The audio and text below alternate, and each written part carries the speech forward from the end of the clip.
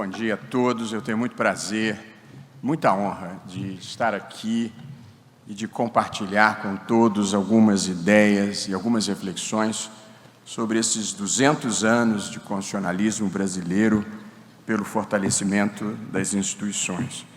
Eu tenho tantos amigos na mesa que eu vou evitar cumprimentá-los um a um para não tornar essa apresentação longa demais. Cumprimento o Flávio Pansieri, que desde o primeiro momento organizou essa academia. Cumprimento o vice-presidente do Superior Tribunal de Justiça, ministro Og Fernandes. Cumprimento Nelson Jobim, o querido amigo, ex-presidente do Supremo Tribunal Federal. O Jobim lembrava uma frase boa do Vinícius, que ele diz: a gente não faz amigos, a gente os reconhece.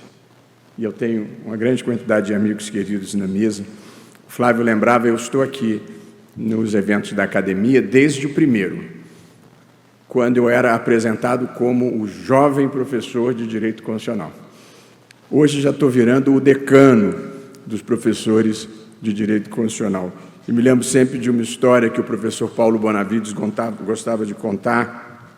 Ele morreu já nonagenário, com grande vitalidade ainda. Disse que ele estava no balcão de uma companhia aérea e aí veio andando na direção dele um desembargador já aposentado, pesado pelos anos, claudicante, e falou: professor Paulo Bonavides, eu fui seu aluno. Eu disse: não, meu amigo, deve estar havendo algum engano aqui. Às vezes eu tenho essa sensação também.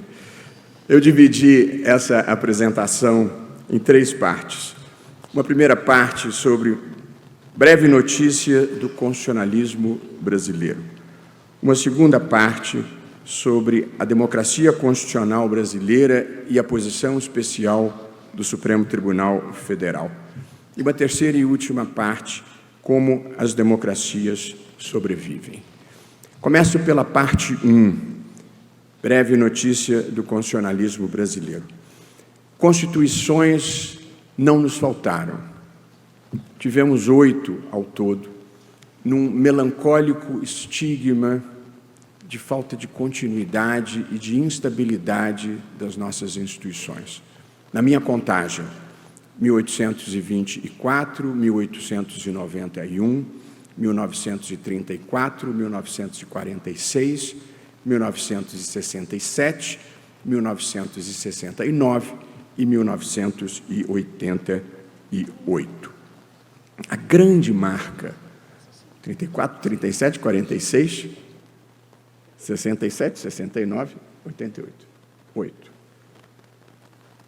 1891, vamos nós. 1891. Não, 1824, 1891, 1934, 1937, 1946, 1967, 1969, 1988. 8, Og. A grande marca do constitucionalismo brasileiro, ao longo de quase todo esse período, foi a falta de efetividade das Constituições, a distância entre intenção e gesto, o abismo que havia entre o prometido e a realidade. Para se ter uma ideia da insinceridade normativa do constitucionalismo brasileiro, a Carta de 1824 prometia, no seu texto, igualdade de todos perante a lei, dispositivo que conviveu sem que se assinalassem perplexidade ou constrangimento, com o voto censitário, com os privilégios da nobreza e com o regime escravocrata. Ou dando um salto no tempo e chegando à Constituição de 1969, outorgada pelo ministro da Marinha de Guerra, do Exército e da Aeronáutica Militar, 3 senhores insuspeitos de exageros progressistas. Essa era a Constituição que continha o mais longo elenco de direitos sociais do constitucionalismo mundial e que terminava assegurando a todos os trabalhadores colônias de férias e clínicas de repouso. De modo que o constitucionalismo brasileiro, até a Constituição de 1988, parecia espelhar-se em um verso de um poeta espanhol, Lupercio de Argensola, que cito de memória, em que ele dizia: "Este lindo cielo azul que todos vemos, ni es cielo, ni es verdad. Ni es cielo, ni es azul. Lástima grande não seja verdade, tanta beleza." Era uma Constituição que prometia o que de antemão se sabia que não seria cumprido. Esse ciclo de falta de efetividade das Constituições brasileiras começa a mudar a partir da Constituição de 1988, que progressivamente começa a desenvolver as potencialidades de um texto constitucional, ainda que lentamente, num primeiro momento, porque o Constituinte de 1988 tomou uma decisão importante e pouco problematizada na época, embora possivelmente acertada, de manter o Supremo Tribunal Federal com a mesma composição com a qual ele vinha do regime militar.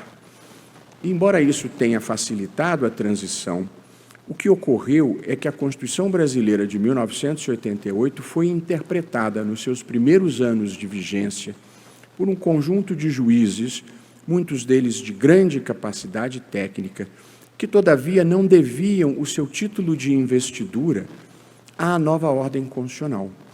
Eles foram investidos pelo regime militar. E, nos seus primeiros anos, a Constituição de 1988 foi interpretada de uma forma que o meu saudoso e querido mestre aqui lembrado, Zé Carlos Barbosa Moreira, chamava de interpretação retrospectiva, que é você interpretar o novo de modo a fazer com que ele fique tão parecido quanto possível quanto o antigo. E assim foi a interpretação constitucional brasileira nos seus primeiros anos, até que progressivamente se foi desenvolvendo uma nova cultura de interpretação constitucional, que tem um ponto importante de inflexão, eu diria, em 2003, quando o equilíbrio no próprio Supremo Tribunal modifica-se e passa-se a ter uma maioria de juristas já comprometido com a nova ordem constitucional e com a realização das suas potencialidades. De modo que o primeiro grande movimento doutrinário pós-88 do constitucionalismo brasileiro foi a busca pela efetividade da Constituição, o reconhecimento de normatividade da Constituição, o reconhecimento de que as normas constitucionais não estão lá para recomendar, alvitrar, prometer. Normas jurídicas são comandos e, uma vez descumpridas essas normas, nascem pretensões para os cidadãos e essas pretensões podem ser judicializáveis, elas podem ser deduzidas perante o Poder Judiciário. De modo que, ao falar do constitucionalismo brasileiro no pós-88, o primeiro registro a se fazer é o do progressivo reconhecimento de normatividade à Constituição e o compromisso com a sua efetividade, com transformar as normas abstratas em resultados concretos no mundo real. Pouco mais à frente, conquistada a efetividade das normas constitucionais, ainda o constitucionalismo brasileiro vive um momento importante, que é a renovação da interpretação constitucional. Nós vínhamos sem uma tradição constitucional em razão do período ditatorial. E quando surge a nova Constituição, o primeiro ímpeto era o de aplicar à interpretação da Constituição os elementos tradicionais da interpretação jurídica em geral, o gramatical, histórico, sistemático e teleológico. Mas, aos poucos, todos nós, os operadores jurídicos, os doutrinadores, fomos nos dando conta de que esses elementos não eram suficientes para a interpretação constitucional. E aí passa a surgir no Brasil um conjunto de estudos sobre a interpretação constitucional para reconhecer a existência de princípios específicos de interpretação constitucional que levassem em conta a supremacia da Constituição, a presunção de constitucionalidade dos atos normativos, a interpretação conforme a Constituição, o princípio da unidade, o princípio da razoabilidade e proporcionalidade e a própria efetividade. E, portanto, nós vivemos esse momento, eu diria, importante no direito constitucional brasileiro, que foi o desenvolvimento de uma interpretação constitucional. E pouco mais à frente, eu diria, o direito constitucional começa a se aproximar da filosofia. O direito constitucional e a sua efetividade, que foi o primeiro momento, foi uma aproximação entre o direito constitucional e o processo civil. Transformar normas constitucionais em pretensões dedutíveis perante o Poder Judiciário. Depois vem o processo de renovação da interpretação constitucional, e aí chegamos num terceiro momento, eu diria que esta aproximação entre o direito constitucional e a filosofia moral, que dá lugar a um movimento histórico que foi identificado como neoconstitucionalismo. A ideia de que não se pode dissociar o direito da justiça. O direito tem, na frase clássica do Alexis, uma pretensão de correção moral. O direito existe para realizar a justiça. E deve-se fazer, para usar a expressão que se tornou clássica do Ronald Dworkin, uma leitura moral da Constituição para realizar as suas melhores potencialidades. E aí surge esse movimento que é o do neoconstitucionalismo, do novo direito constitucional, que tinha como marco histórico a Constituição Alemã de 1949, que no modelo europeu que nós seguimos foi a primeira Constituição que se tornou verdadeiramente normativa e concretizável por um tribunal constitucional, e o neoconstitucionalismo tem esse marco filosófico que é o pós-positivismo, que não nega a importância da norma escrita, mas entende que o direito não cabe inteiramente na norma escrita. O positivismo jurídico, contrapondo-se ao justnaturalismo, havia separado o direito da moral por incisão profunda. Direito e moral são coisas distintas, efetivamente, mas não se pode interpretar o direito sem que seja à luz da ideia de justiça, à luz dos valores da filosofia moral. E, portanto, o pós-positivismo, ele traz a dignidade humana e os direitos fundamentais para o centro do sistema jurídico e eles se irradiam por todos os sistemas. Essa foi a mudança filosófica que nós vivemos ao longo da nossa geração. E depois tivemos 3 grandes mudanças teóricas no Brasil que assinalam o direito constitucional que nós praticamos hoje. A expressão neoconstitucionalismo já não faz mais muito sentido, porque o que era neoconstitucionalismo se tornou o constitucionalismo contemporâneo, com o reconhecimento de força normativa à Constituição, primeiro elemento importante.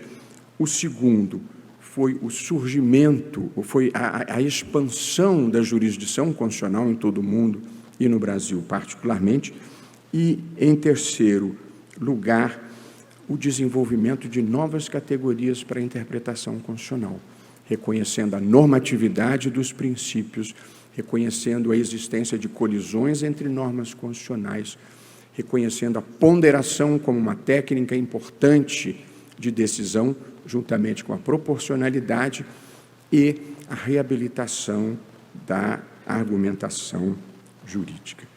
Com isso, eu percorri um pouco o que considero que foi a trajetória doutrinária do constitucionalismo brasileiro no pós-1988.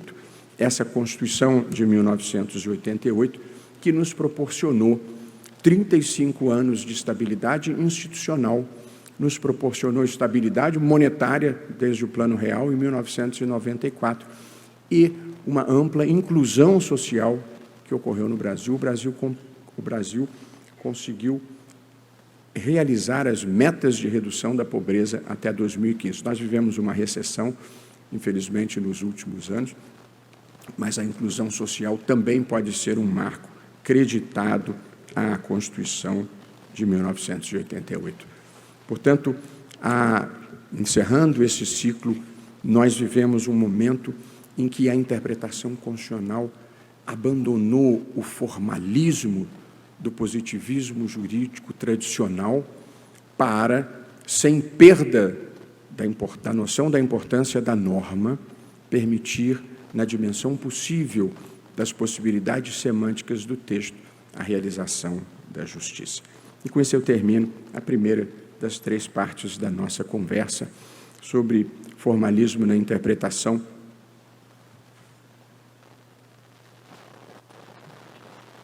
E como a vida comporta diferentes visões, eu queria compartilhar uma experiência que vivi recentemente, prosaica, mas a minha filha casou-se recentemente, em setembro do ano passado. A presidente do Supremo era a ministra Rosa Weber. E ela é uma pessoa muito reservada, mas teve a gentileza de vir ao casamento.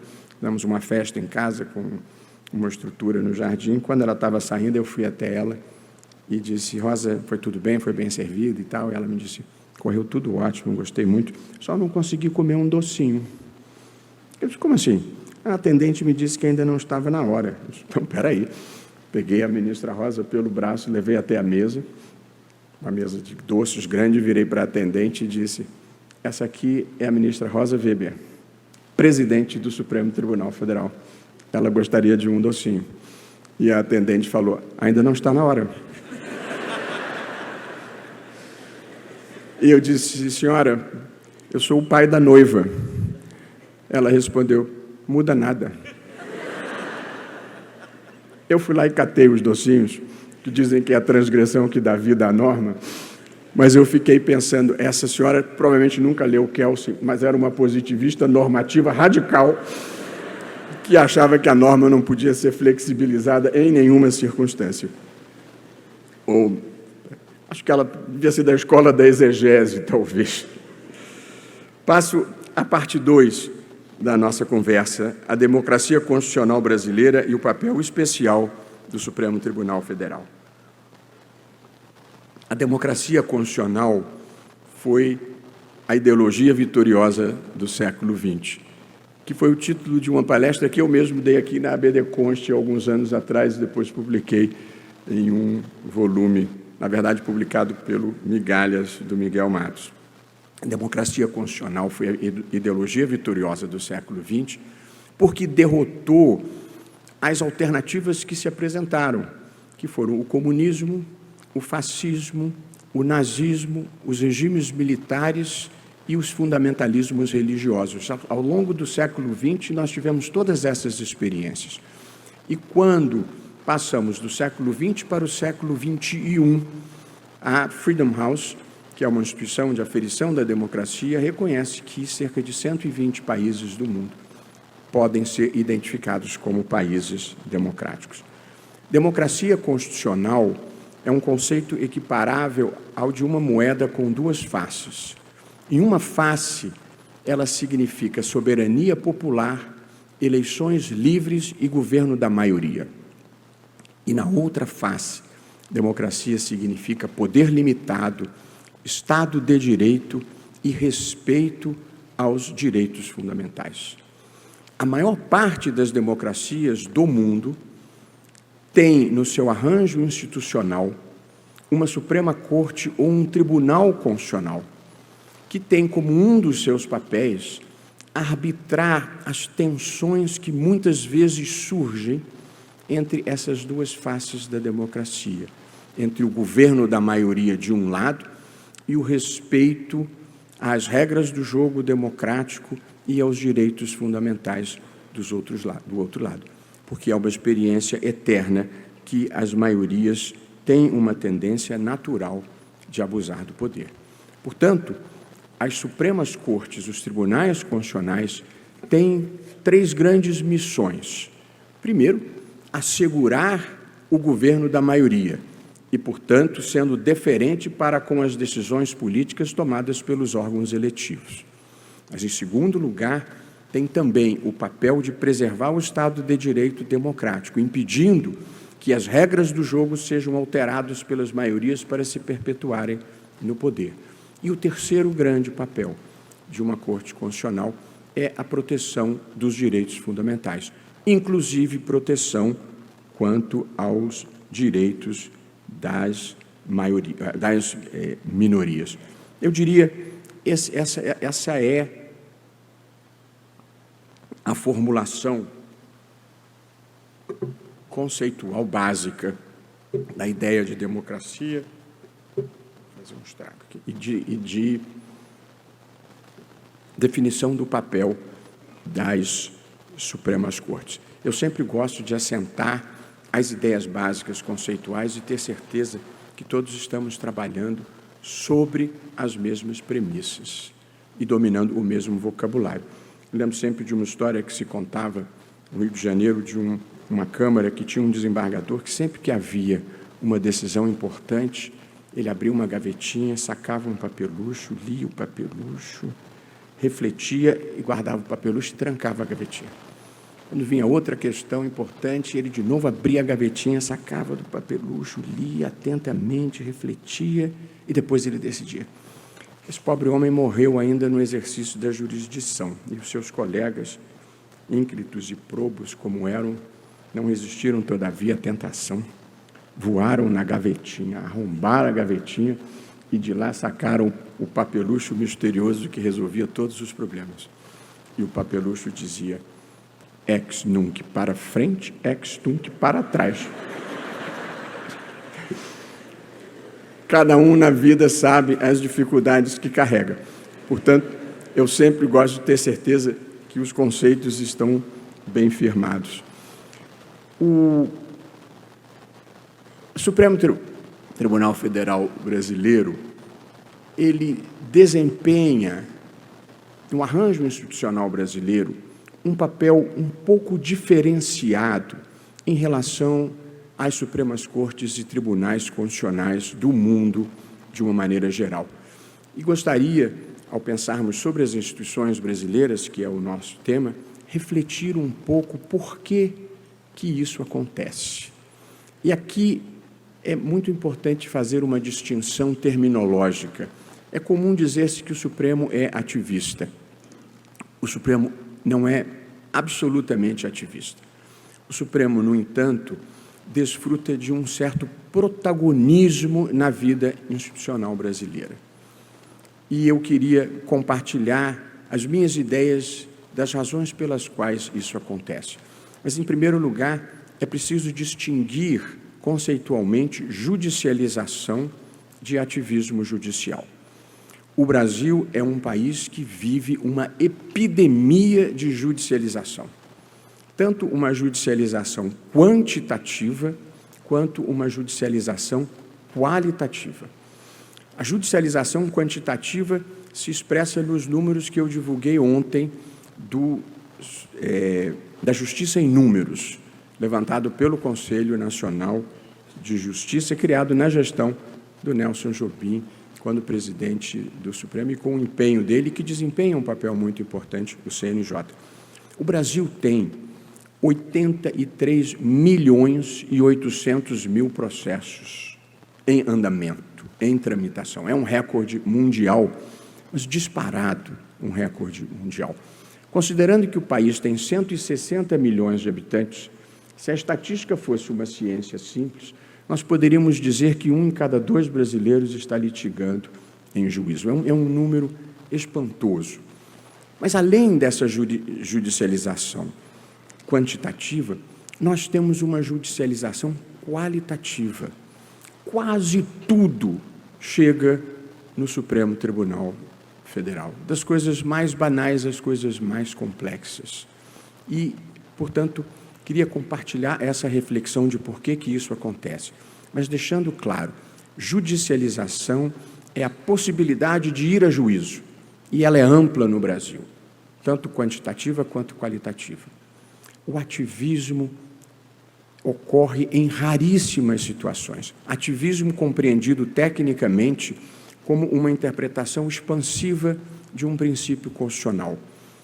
Ativismo em sentido técnico é você levar um princípio abstrato para criar uma norma e resolver um problema concreto que não havia sido tratado pelo legislador. E os precedentes são raríssimos. Uniões homoafetivas certamente é um deles. Não havia norma disciplinando a matéria e o Supremo mandou aplicar a mesma regra das uniões estáveis convencionais. Anencefalia foi um desses precedentes, autorizar uma mulher a interromper uma gestação inviável que ela faz o diagnóstico no 3º mês para não obrigá-la a ficar grávida 6 meses do filho que não vai ter, e o Supremo criou a norma para dizer que, nesse caso, é possível também interromper a gestação. Mas são raríssimos os casos. Mas protagonismo existe, em alguma medida. Por qual razão?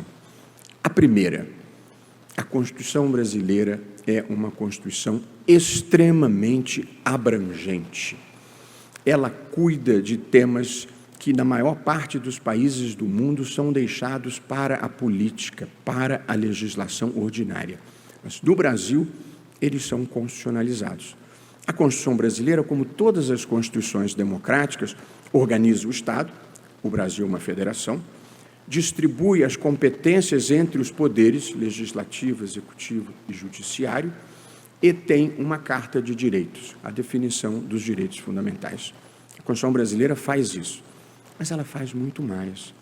Ela cuida do sistema de seguridade social, ela cuida do sistema tributário, ela cuida do sistema de saúde, ela cuida do sistema de educação, ela cuida do sistema de proteção ambiental, ela cuida do sistema orçamentário, ela cuida do sistema financeiro, ela cuida da proteção das comunidades indígenas, ela cuida da família, da criança, do adolescente, dos meios de comunicação social e por aí vai. Portanto, muitas matérias que em outras partes do mundo são totalmente políticas, no Brasil elas são um tema de interpretação constitucional. E trazer uma matéria para a Constituição é, em ampla medida, retirá-la da política e trazê-la para o direito. Essa é a primeira razão da judicialização ampla. Mas por que essa judicialização se dá também e, sobretudo, no Supremo Tribunal Federal? Aí vem as duas razões subsequentes. Primeira, é relativamente fácil chegar ao Supremo Tribunal Federal no Brasil, não apenas pelos recursos extraordinários, como em toda parte do mundo, mas também por via de uma grande quantidade de ações diretas. Nós temos ação direta de inconstitucionalidade, ação direta de inconstitucionalidade por omissão, ação declaratória de constitucionalidade e arguição de descumprimento de preceito fundamental. Portanto, por todas essas vias se chega ao Supremo Tribunal Federal. A terceira razão é a quantidade de atores institucionais que pode provocar a jurisdição do Supremo. Eles estão descritos no artigo 103 da Constituição: o presidente da República, o procurador-geral da República, a mesa da Câmara, a mesa do Senado, todos os governadores, todas as mesas de Assembleia Legislativa, todos os partidos políticos com representação no Congresso Nacional, todas as entidades de classe de âmbito nacional e todas as confederações sindicais. De modo que é preciso que um interesse seja muito irrelevante para não se conseguir que alguém leve a matéria ao Supremo Tribunal Federal. De modo que tudo, praticamente, no Brasil, pode chegar ao Supremo Tribunal Federal. A quarta razão desse protagonismo é uma competência criminal totalmente atípica para cortes constitucionais, porque julgar processo criminal não é matéria de jurisdição constitucional, mas essa competência criminal dá grande visibilidade ao Supremo, além de criar tensões com o Congresso Nacional. Em 2017, quando eu propus mudar a regra do foro, nós tínhamos mais de 500 processos penais no Supremo Tribunal Federal contra parlamentares. E, portanto, é totalmente impróprio uma Corte Constitucional desempenhar esse papel de jurisdição criminal de primeiro grau, com toda a visibilidade que os casos criminais trazem. E, por fim, o protagonismo decorre também de que as sessões do Supremo Tribunal Federal são transmitidas pela TV aberta. E, portanto, todas as pessoas podem assistir. Não são as sustentações orais. É a própria deliberação que é pública e transmitida pela televisão num modelo que é único, talvez só o México tenha alguma coisa parecida, com as vantagens e desvantagens da TV Justiça, que eu não pretendo, nesse momento, explorar. Portanto, a verdade é que essa visibilidade do Supremo, esse protagonismo em decidir quase todas as questões, fazem com que o Supremo tenha um tipo de protagonismo na vida institucional brasileira diferente do que ocorre em outras partes do mundo. Ministros do Supremo, não preciso dizer a todos aqui, viraram figuras públicas no Brasil, diferentemente do que acontece em qualquer lugar do mundo onde as pessoas não sabem o nome, muito menos a cara dos ministros do Supremo. E aqui se passa diferentemente. Embora às vezes a gente possa pensar que é mais conhecido do que verdadeiramente é. A mim me passou, quando eu estava no restaurante com a minha saudosa e querida mulher, que um garçom veio até a mesa e disse: eu conheço o senhor de algum lugar. Eu ri constrangido, ele voltou e falou assim: o senhor é famoso, não é? Eu ri de novo constrangido, ele voltou uma terceira vez e falou assim: eu vou lembrar quem o senhor é. Não lembrou. Quando eu entreguei o meu cartão de crédito, ele foi até o caixa, voltou com ar triunfante e falou: ahá, Luiz Roberto, locutor esportivo da TV Globo. Então, as coisas às vezes não são exatamente como a gente pensa que elas são. Mas a verdade é que no contexto brasileiro, o Supremo acaba julgando quase todas as questões de algum grau de relevância. Eu fiz uma listinha aqui. Uniões homoafetivas, pesquisas com células-tronco embrionárias, ações afirmativas para afrodescendentes, demarcação de terras indígenas, planos econômicos, proteção ambiental, interrupção de gestação, piso de enfermagem, regulação de mídias sociais, medidas sanitárias na pandemia, critério de reajuste do FGTS, uso de banheiros por pessoas transgênero. Nós decidimos as questões mais divisivas da sociedade brasileira. O papel de uma Suprema Corte é interpretar a Constituição e realizar a melhor justiça possível na visão daquelas pessoas. E na vida só existe uma forma de não conseguir agradar ninguém: é tentar agradar todo mundo. O Supremo está sempre, em alguma medida, desagradando algum setor da sociedade ao decidir essas questões divisivas. E, portanto, em questões fundiárias, você vai desagradar ou comunidades indígenas ou pretensos proprietários de terras. Em questões tributárias, você vai desagradar ou o contribuinte ou o governo. Nós temos, por função na vida, decidir litígios em que as pessoas veem a vida de maneira diferente. E grupos que vocalizam a sua compreensível insatisfação porque não dá para agradar todo mundo. De modo que o prestígio de um tribunal não pode ser aferido em pesquisa de opinião pública, porque a decisão justa e correta nem sempre é a decisão mais simpática.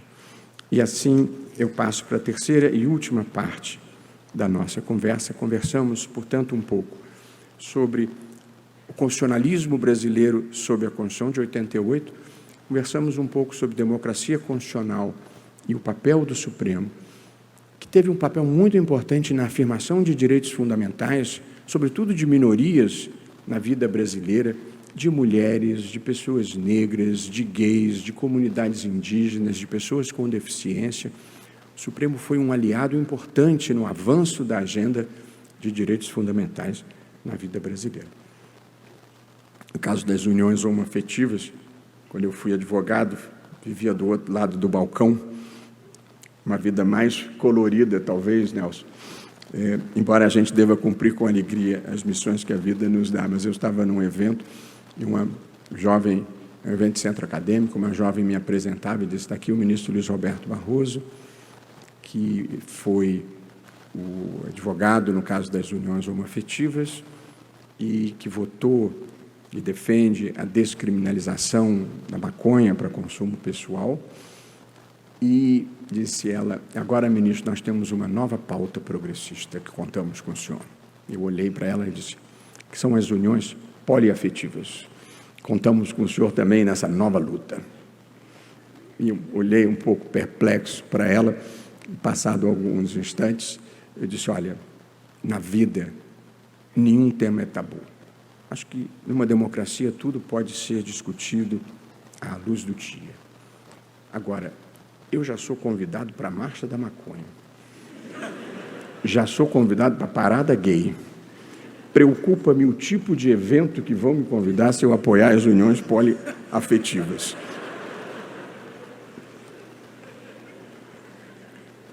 E, por fim,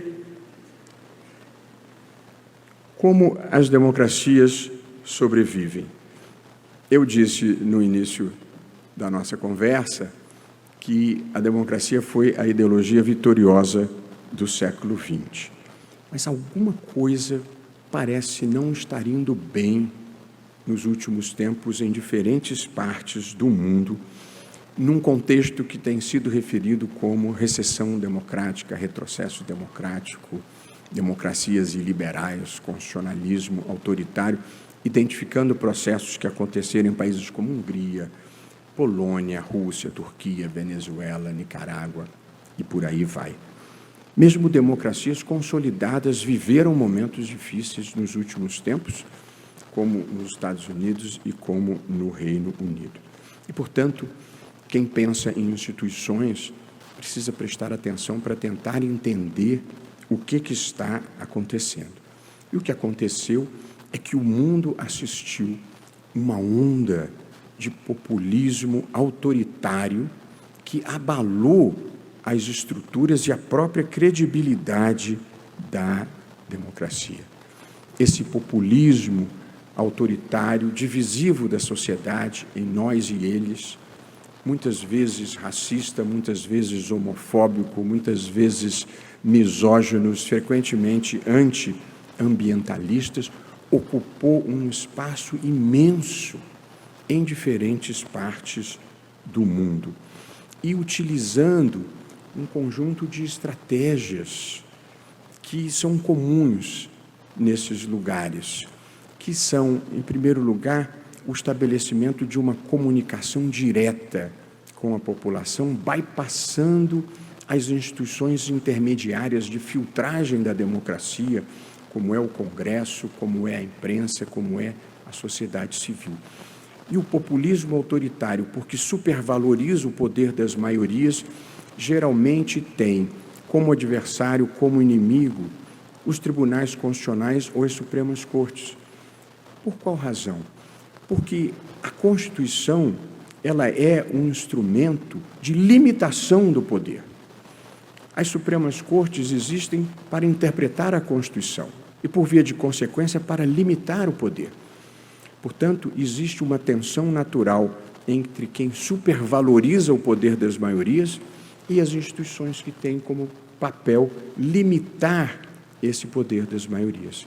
E aqui é preciso lembrar que as democracias contemporâneas, elas são feitas de votos, que é a dimensão majoritária da democracia, mas também as democracias são feitas de direitos, proteção dos direitos fundamentais, e de razões, que é o debate público democrático legitimador das decisões em geral. Ninguém tem o monopólio da virtude, ninguém tem o monopólio da verdade numa democracia. A democracia é sempre plural e tem lugar para liberais, tem lugar para progressistas e tem lugar para conservadores.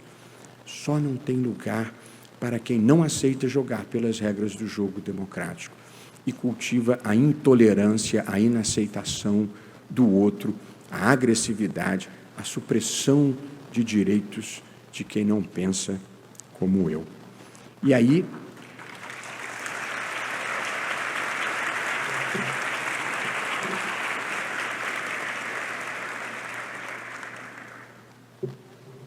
eu chego à parte final dessa terceira parte, que é uma identificação das ameaças institucionais que nós vivemos e que nós superamos. Aqui aconteceram dois fenômenos, um global e outro local. Aconteceram alguns fenômenos globais que repercutiram no Brasil. Um deles foi o avanço de uma extrema-direita autoritária. Eu sempre gosto de reforçar, não tem nada a ver com conservadorismo, tem a ver com radicalismo, intolerância e agressividade. Houve um avanço da extrema-direita. Quando eu estava, onde boa parte da plateia estava, havia um movimento comunista internacional. Hoje em dia você tem a articulação de um movimento grande de extrema-direita que abala as instituições do mundo. O segundo fator que existe globalmente e que abala a democracia é o uso das plataformas digitais para disseminar ódio, desinformação, destruição de reputações e teorias conspiratórias, também muitas vezes antidemocráticas. Em terceiro lugar, um fenômeno que tem ocorrido e é delicado é o uso abusivo da religião para fins políticos.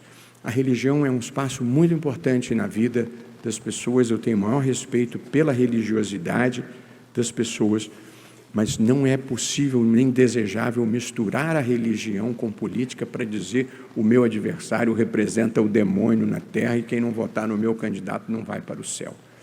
Essa é uma manipulação indevida, ilegítima, perversa da fé das pessoas. Portanto, aconteceu no mundo um avanço da extrema-direita, o uso abusivo das plataformas digitais e a manipulação religiosa. E no Brasil nós tivemos um conjunto de circunstâncias que passou pelo esvaziamento da participação da sociedade civil, desmonte dos órgãos de proteção ambiental, não demarcação de terras indígenas, negacionismo durante a pandemia. O Brasil tem 2,7% da população mundial e teve 10,2% das mortes pela pandemia da Covid-19. Esse é o tamanho da má gestão da pandemia no Brasil. Tivemos a paralisação do Fundo Amazônia, do Fundo Clima, a tentativa de volta do voto impresso, que no Brasil sempre foi o caminho da fraude, falsas acusações de fraude no processo eleitoral, politização das Forças Armadas, não reconhecimento do resultado eleitoral, utilização de agência de inteligência para espionagem de adversários políticos, incentivos aos acampamentos na porta de unidades militares, ataque ao Supremo e ofensas a seus ministros, desfile de tanque na Praça dos Três Poderes, ataques à imprensa e ofensas a jornalistas, os ataques de 8 de janeiro e a aparente tentativa de golpe ainda sob investigação. Esses foram os tempos que nós vivemos. E esse foi o cenário em que o Supremo teve que atuar com todas as dificuldades e tensões que ele trazia. E, portanto, em defesa do Supremo, eu gostaria de lembrar uma frase do Bertolt Brecht, em que ele dizia: vós que vireis na crista da onda em que naufragamos, quando falardes dos nossos fracassos, lembrai-vos também dos tempos obscuros a que haveis escapado. Nós vivemos tempos muito difíceis no Brasil e no Supremo Tribunal Federal. Eu ia para o Rio de Janeiro todas as quintas-feiras, como continuo aí, absolutamente só com a minha malinha num avião. Eu hoje preciso andar com 3 seguranças. Essa foi a transformação que o Brasil viveu, de perda de civilidade e de surgimento de uma agressividade que não existia no Brasil e que nós precisamos derrotar. E precisamos voltar ao mundo civilizado em que as pessoas concordam ou divergem, colocando os seus argumentos na mesa. E voltar à compreensão de que quem pensa diferente de mim não é meu inimigo, é meu parceiro na construção de uma sociedade aberta e plural. Quem completa a gente é o outro na sua diferença. De novo, Vinícius, bastar-se a si mesmo é a maior solidão. E, portanto, a gente precisa conviver civilizada e harmoniosamente com todas as pessoas que consigam conviver civilizada e harmoniosamente. Nós precisamos voltar a ser o Brasil que sempre havíamos sido. E, portanto, nós tivemos que atuar impedindo a extinção de órgãos da sociedade civil, determinando a reativação do Fundo Clima e do Fundo Amazônia, permitindo que os estados e municípios atuassem na pandemia, determinando a elaboração de um plano nacional de vacinação, exigindo certificado de vacinação para estrangeiro entrar no Brasil, enfrentando a tentativa de voto impresso e agora, infelizmente, com as tensões que surgem dessas investigações pelo episódio de 8 de janeiro, que eu espero que terminem logo esses processos e que a gente possa viver no Brasil um processo de pacificação e de reaproximação das pessoas dentro de uma agenda comum, que é a agenda que está na Constituição.